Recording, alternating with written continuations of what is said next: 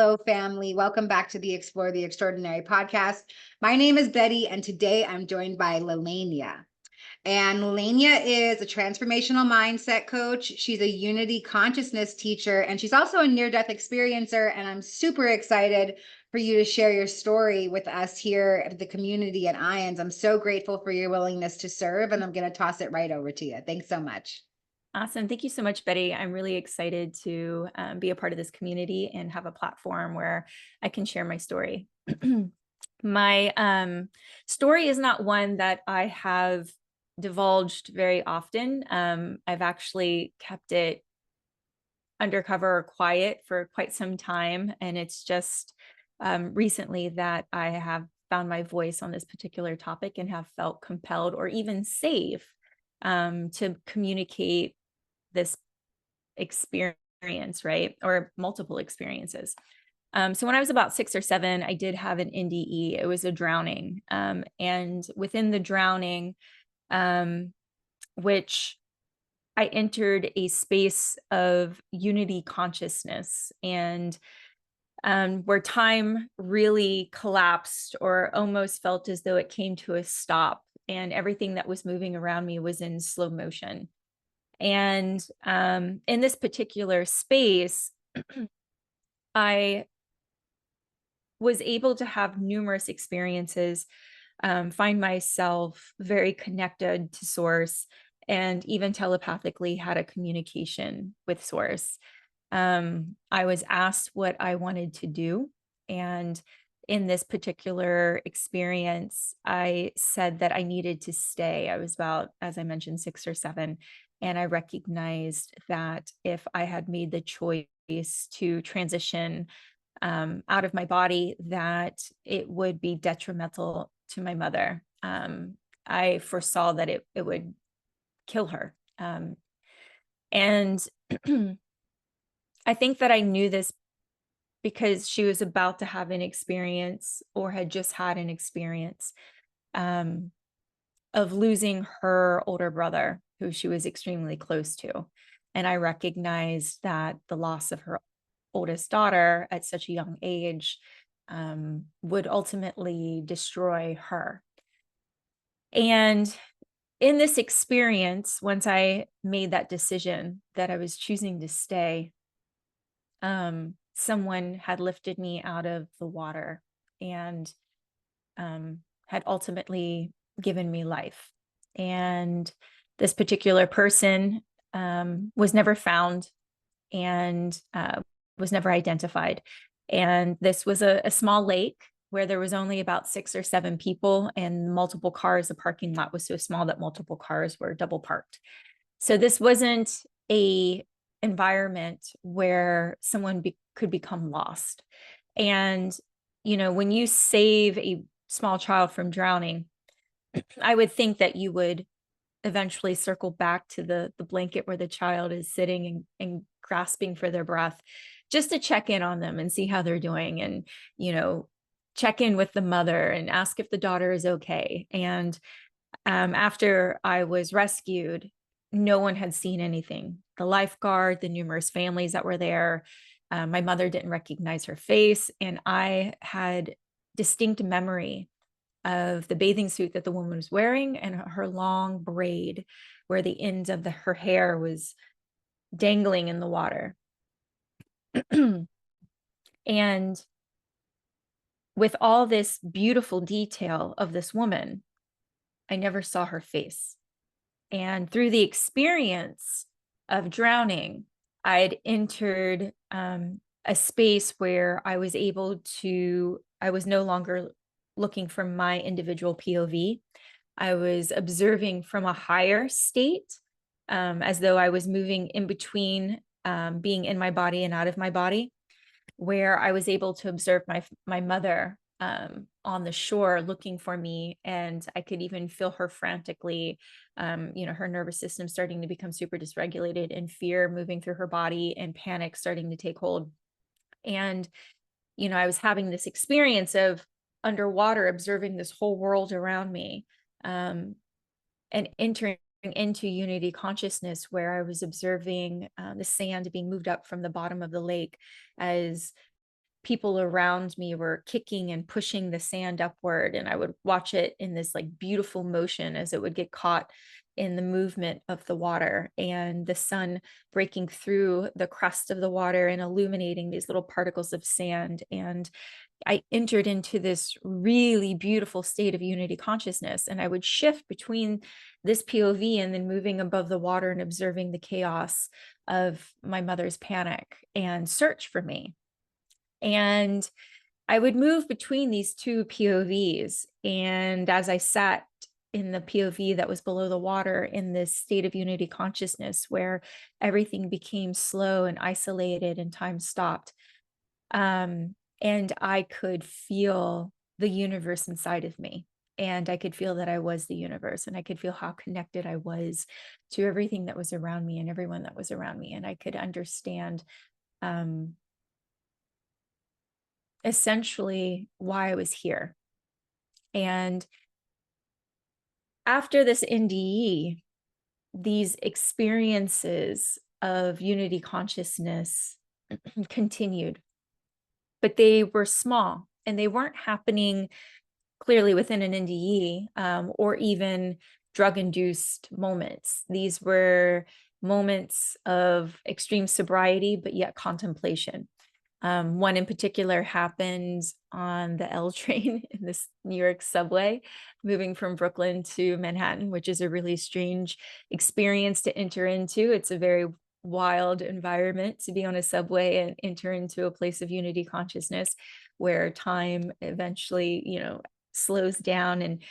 And in this space, I could see the light from inside of individuals within the train, and the light was moving and was illuminating and moving out through the eyes and moving out through the mouth. Is just this person became highly illuminated.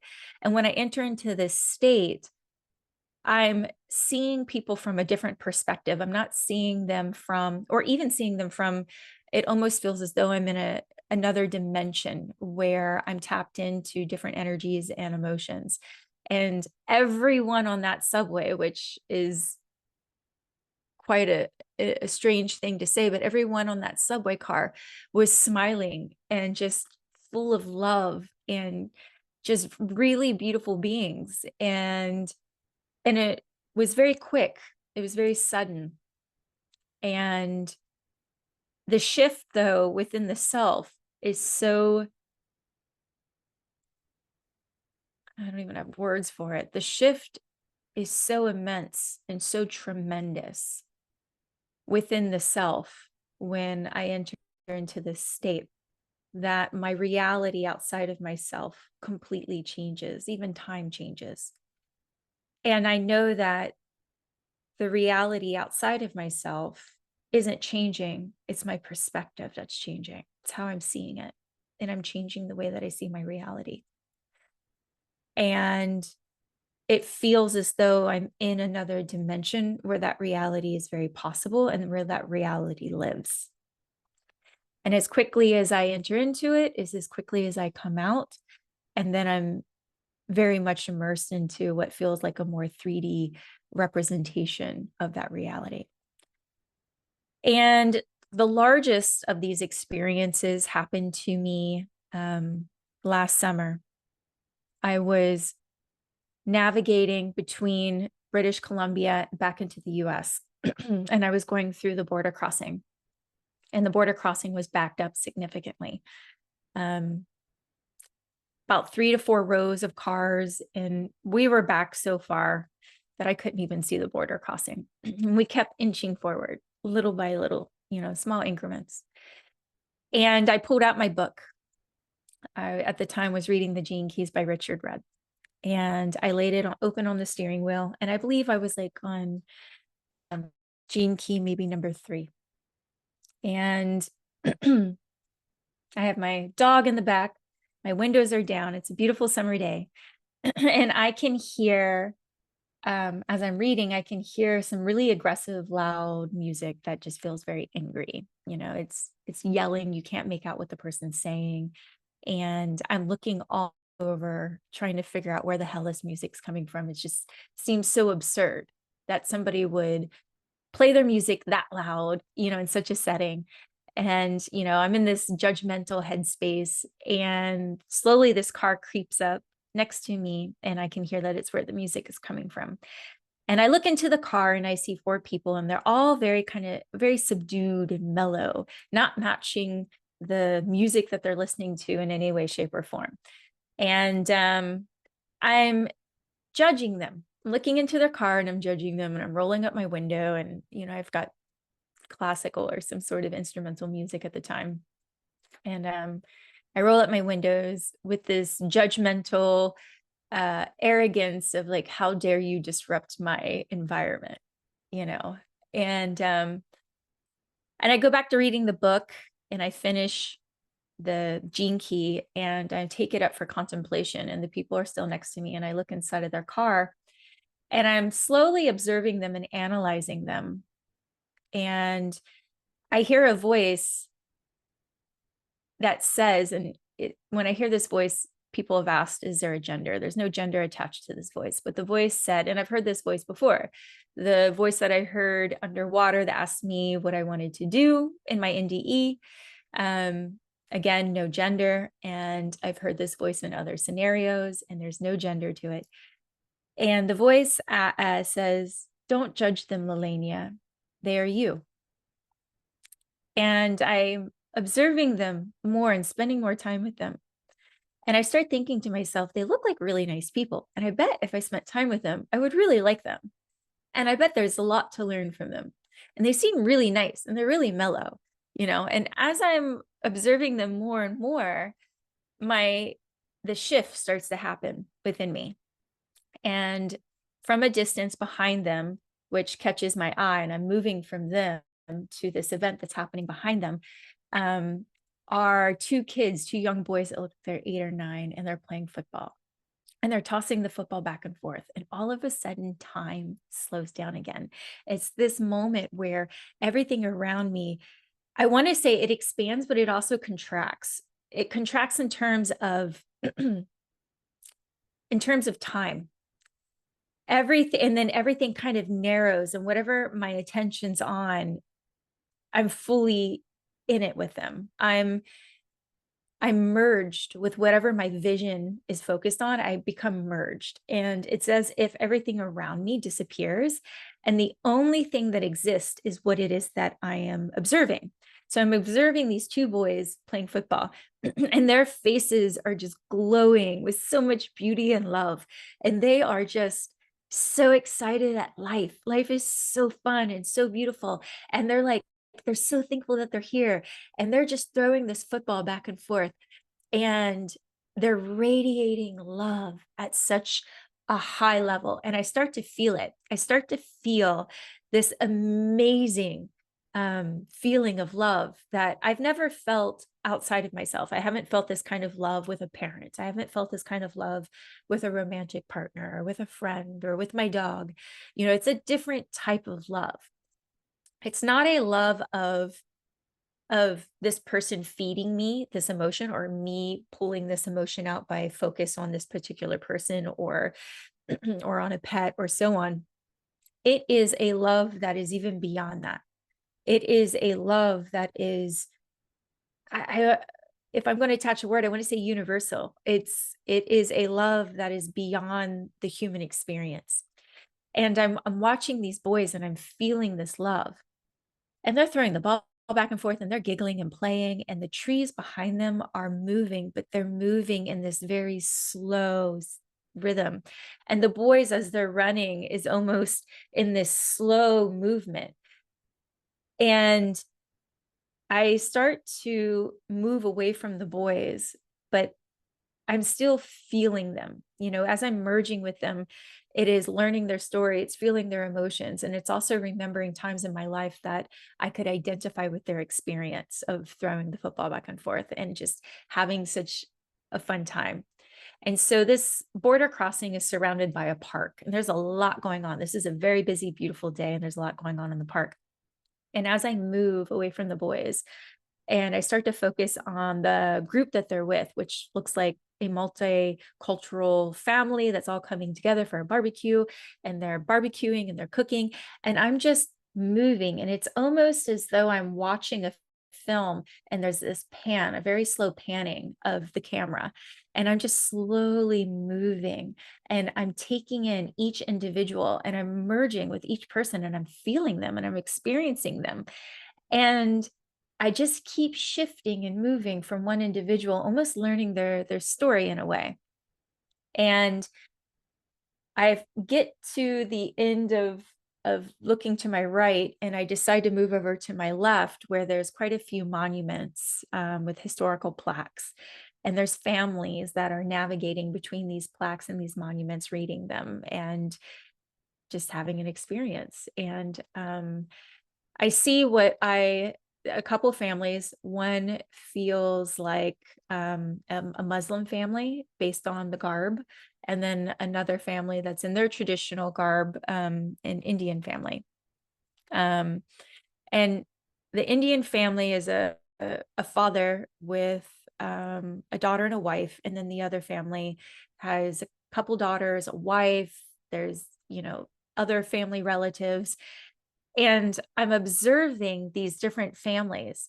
And for some reason, I'm locked in more on the fathers, and I'm getting more story, more emotion from the fathers. I seem to be more dialed in on them.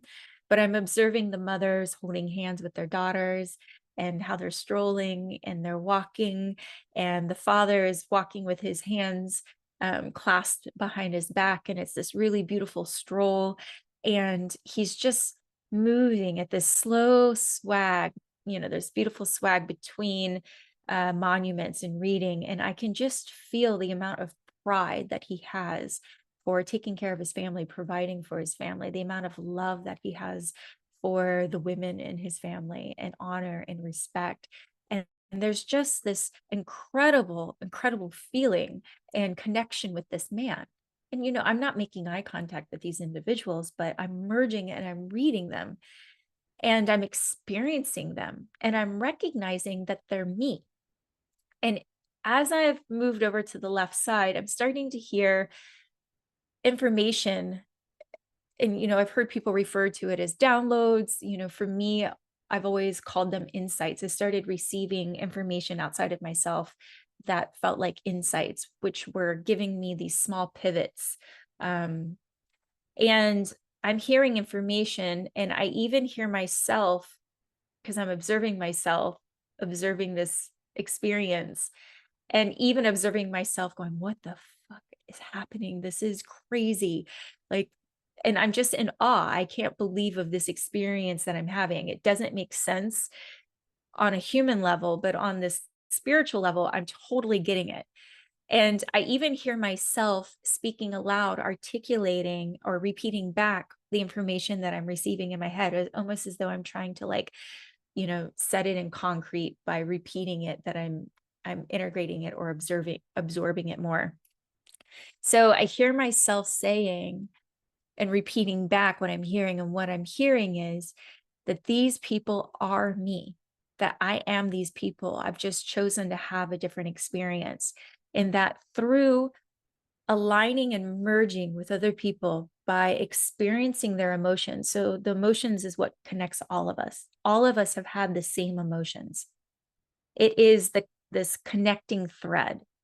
And by realizing that I am these people, these people have all chosen to have different experiences, and that these people are fragments of source, and that I am a fragment of source and source consciousness.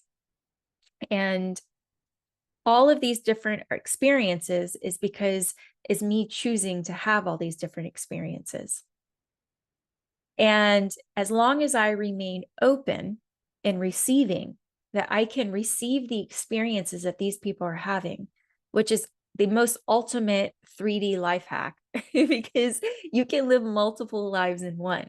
And what's remarkable is after my ENDE, when I was 6, 7, I used to get really angry because I would say, I'm so angry. I didn't choose to come into this type of reality, this world, the way it's ran, the systems, the gluttony, the greed, the lack of consciousness at a high level. I didn't choose this. This isn't where I wanted to be.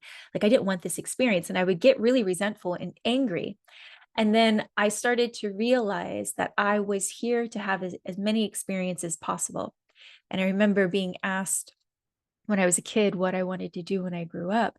And, I would always give some of these, the typical whatever it was that inspired me at the time.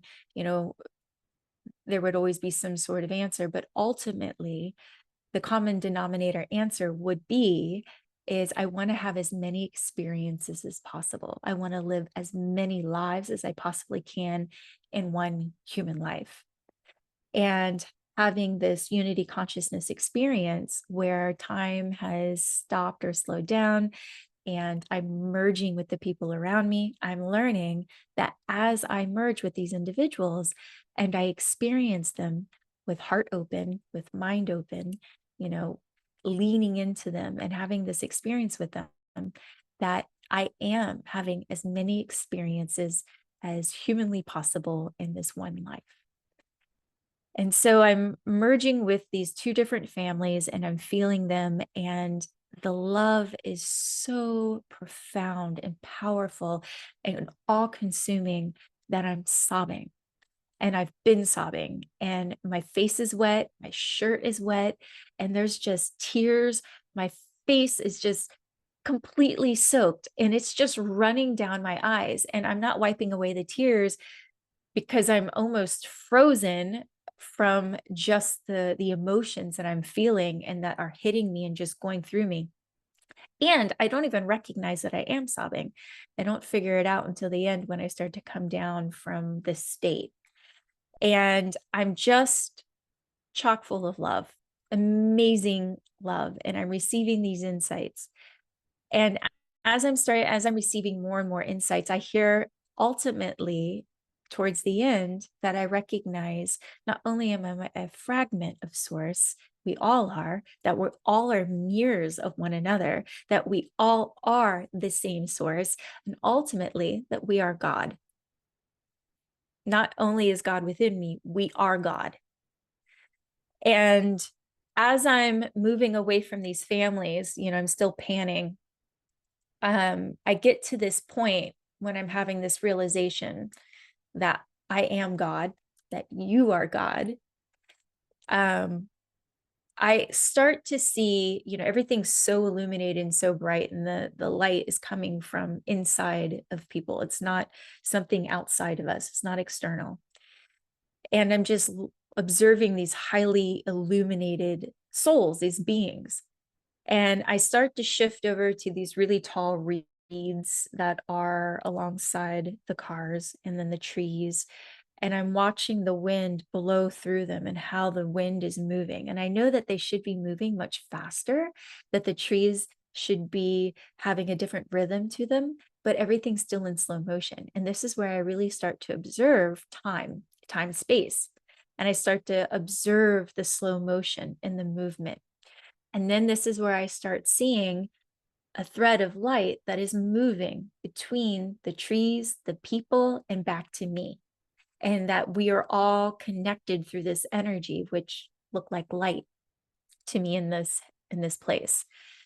And as I'm just observing and feeling all of this movement and energy and recognizing that in order to be a source, to be a fragment of something, that you are that something. And as I recognize that I am God, that I am consciousness, that I am sound, I am light, I am the universe, having this experience is when I started to come down.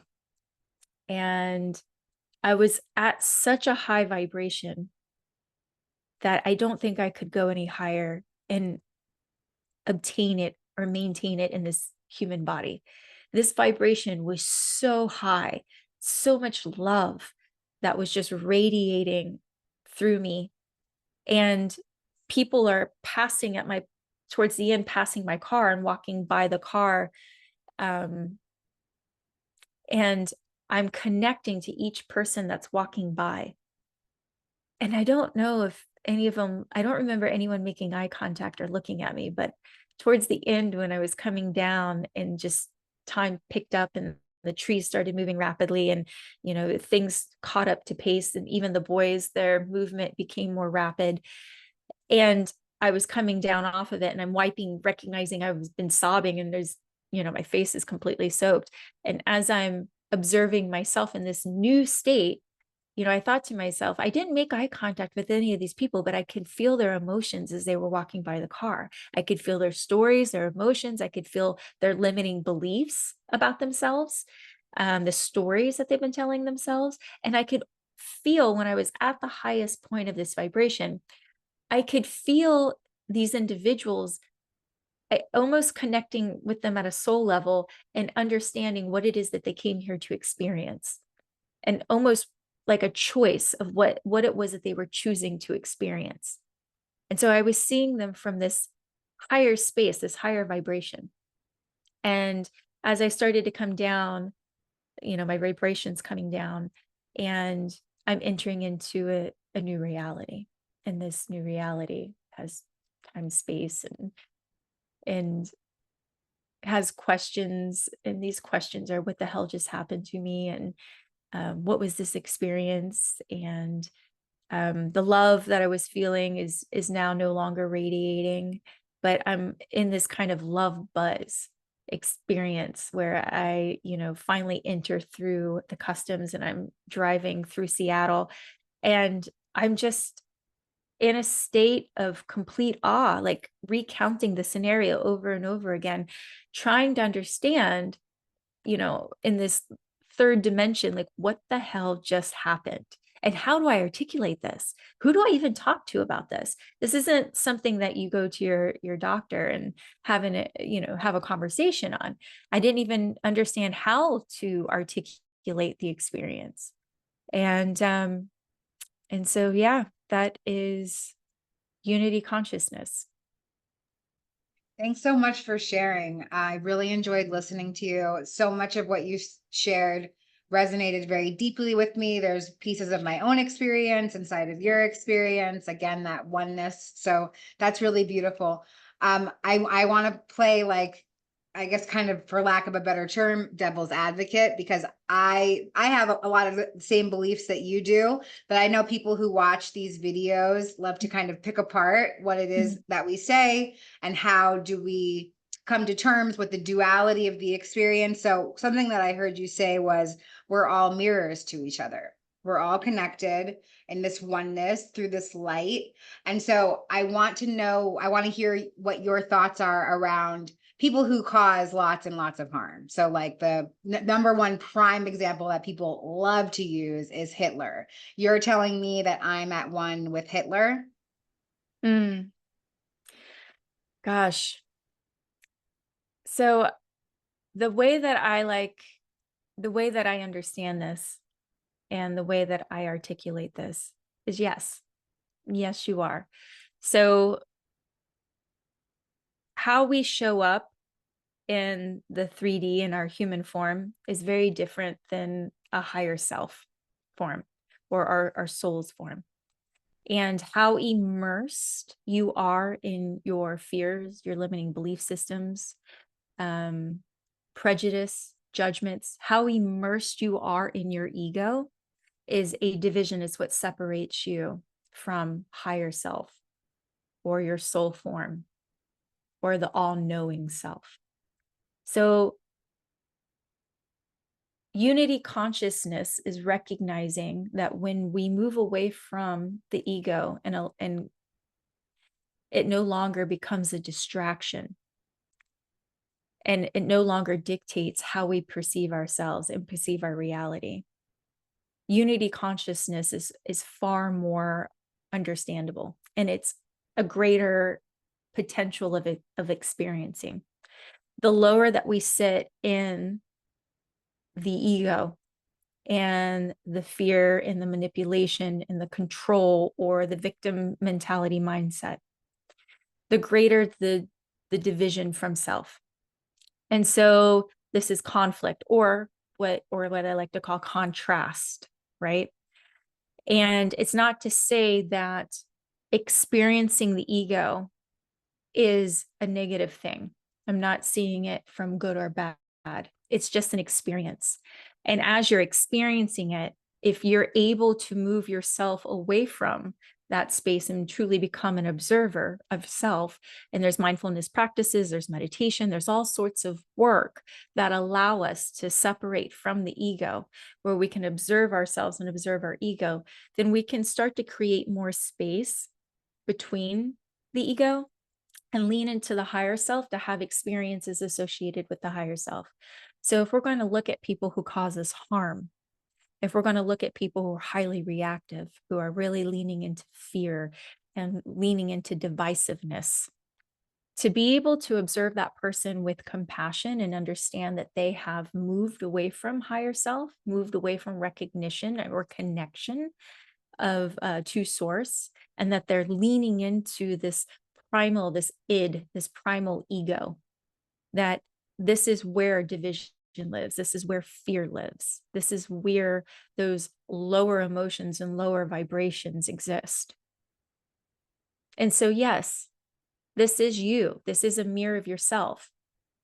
This is just a mirror of yourself that is deciding to have a different experience, one that is further from source than those who are choosing to lean into source. Does that answer the question? Yeah, I think so. Thank you so much. That's like literally the number one question that you see in when people talk about pre-birth planning, or they talk about oneness and unity. I've encountered that question a lot, like watching near-death experience videos and reading the comments and stuff. So thank you. And I loved your interpretation and your explanation of that. So getting back into this idea of creating unity, creating oneness, what are some tangible tools that you can tell somebody to do in order to start to perceive things from this, like from this elevated space? So what I can say is that for me, the initial act of really starting to separate from the ego and offering space that exists between the higher self and the ego is self-examination, because the ego doesn't like that. The ego doesn't want to look at itself. It wants to look outside of itself and see, this person's hurt me, or this person's my problem, or my lot in life is the issue, or my, where I was born and raised, my, what my parents did to me. We want to look outside of ourselves, and we all have a story. We all have a story about why we are where we are, or why our experiences are the way that they are. And we want that story to highlight something outside of ourselves. But when we're able to really start self-examining and compassionate self-inquiry, which means observing the self, observing self-talk, the way that you speak to yourself. And that's one of the hardest things to really start examining, because it means entering into a habitual pattern of really listening to yourself. And the way that you speak to yourself is a reflection of your relationship with self. And to really be able to observe, am I speaking to myself the way that I would speak to someone who I love? Is it the way that I would speak to a child? Is it the way that I would speak to myself if I met my 9-year-old version? And if the answer is no, then you really need to take a look at why it is that you're speaking to yourself in that way, because it highlights some shadow aspects. It highlights some trauma, it highlights pain, it highlights how you perceive yourself. So compassionate self-inquiry, and then that creates self-awareness. And what I can say is that the people who I have interacted with on this planet, who has been the most damaging, the most hurtful, and the least compassionate, are people who lack self-awareness, people who lack the ability to tune into themselves and say, ooh, okay, wait a minute, my nervous system just shot from like a 2 to a 7. What am I experiencing? What's happening? What's going on inside of me? I was just having a conversation, and now all of a sudden I'm starting to feel flooded, and I'm starting to feel agitated and aggravated. someone who is not self-aware perceives that the person outside of them or the event outside of them is the cause of this new fluctuation of emotions. Somebody who is self-aware is tuning into their body and somatically having an experience of awareness, recognizing where the shift is happening, recognizing the conversation or maybe the interaction that might have just happened that was the catalyst for the shift, but the shift is internal, it's within you. And it's your experience with whatever the conversation or the person is that's creating this trigger or these flooded emotions. And it is your responsibility to not only be privy and to be aware of this, but also to manage it. All emotions are real, but it doesn't mean that the trigger or the catalyst is. These can be projected experiences or projected ideas or just projections that are coming from our own history or our past. And so people who are exercising self-awareness, meaning being attuned or in tune with the self and the self's experience and being able to observe the ego in how it's reacting or responding, those people are beginning to open the door to create expansion within the self, to really allow themselves to tap into a higher state of consciousness. Highest consciousness is around us at all times. It's energy. It's constantly around us. How we open the vessel to receive this consciousness is up to you and up to your ability to do the work. And the work starts with compassionate self-inquiry and self-awareness. Moving from self-awareness, we become more aware of our environment. We become aware of the people interacting with us. We then become, if we can see or be privy to our flooded emotions or becoming reactive due to a trigger, then we're more receptive in observing it in another person. We can see, ooh, whoa, that person just got really flooded. And then we even become attuned to those that we're having conversations with because it no longer feels unsafe. It feels safe to be attuned because we're so attuned to ourselves.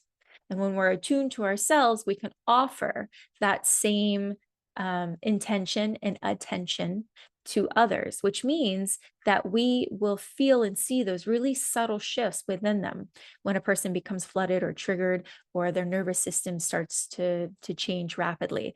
We pick that up, which means that we have a greater opportunity to be of service to the other person, to support that other person in recognizing their own experience. And then also in protecting ourselves, because people who lack self-awareness and awareness, when they become triggered or they become flooded, will project their emotions onto another person, almost trying to get that person to participate in their experience. And they will even blame or try to make the other person feel responsible for their emotional, their new emotional place and the flooded emotions and the experience that's happening within them. So when we are wanting to open ourselves to have these experiences of unity consciousness, I believe that these three steps, these very first steps, are the very foundation, just the 101 of allowing ourselves to become more open. There's numerous more steps beyond that, but if you're practicing these three on a daily basis, then these shifts, consciousness shifts, will start to occur, and the ability to start to, we say raise consciousness, but you're opening yourself to the consciousness that exists around you. That is really helpful. Thank you so much for that. Yeah, my mentor, because I exercise exactly what you're saying, but I always realize in hindsight, I don't have it like in the moment, but later that night when I do kind of an inventory of my day, I'm like, oh, that's what happened. And my mentor always says, just make sure that you have a broom and a dustpan to clean up your mess after whatever happens. Happens. So thank you for sharing that. That's really, really helpful. I love being able to share tools with the community on how to live their most optimal life. To circle back on what you just said, it is a part of the human experience to participate in these emotions. and to receive them in the way that we do. And yes, it's easier in hindsight to recognize, ah, shit, there was an opportunity for me to do this differently, or to utilize the new skill sets that I've achieved or received, to utilize this in these type of experiences. And what I can say and often say to my clients is, you will get this experience again, because the universe will give you this experience over and over and over until you use the new resources that you've obtained. And once those resources become integrated, because it's not just intellectual information, it's now a behavior as well as intellectual information. What it means is that it'll become a little bit easier to utilize those resources and skills when the event does happen. And that's where we make this shift of feeling very safe in ourselves, because we know that whatever comes up outside of us, we've given ourselves space in between the reactivity and the catalyst to pause and to think about how we want to respond. And then we start to see the events outside of ourselves. The reactions, the conversations, the interactions are now all outside of ourselves, and we can observe and almost operate from a distance in a way, which feels a Wow. lot safer than being in the reactivity, being in the ego, because the ego pulls you into that. And that's what feels reactive. You know, you get that flooded feeling of like all of a sudden you're shaky and you're like doing whatever you can to like keep from yelling at the person or telling them to fuck off, or what, you know, whatever it is in that moment. When you remove from the ego, there's so much space that it actually becomes comical in a Hmm. way. You start to find humor. And you know, when you've created space, all of a sudden you're laughing at all these scenarios that would have like really triggered the shit out of you or flooded you or had you so reactionary or reactive. It's really wild to develop that space. Yes, cosmic comedy. I love it. So I really enjoyed this conversation today. I just want to see if there's anything else that you'd like to share to feel more complete about our time together. No, I feel good. And I'm very appreciative again for having a space where I can share my story, and also a space where people who hear my story, if they feel compelled to reach out or via email or my social media, please feel free to do so. And I'm all about meeting other people and having experiences through the people that I meet. Thank you so much again for your willingness to serve our community, and we'll see you next time.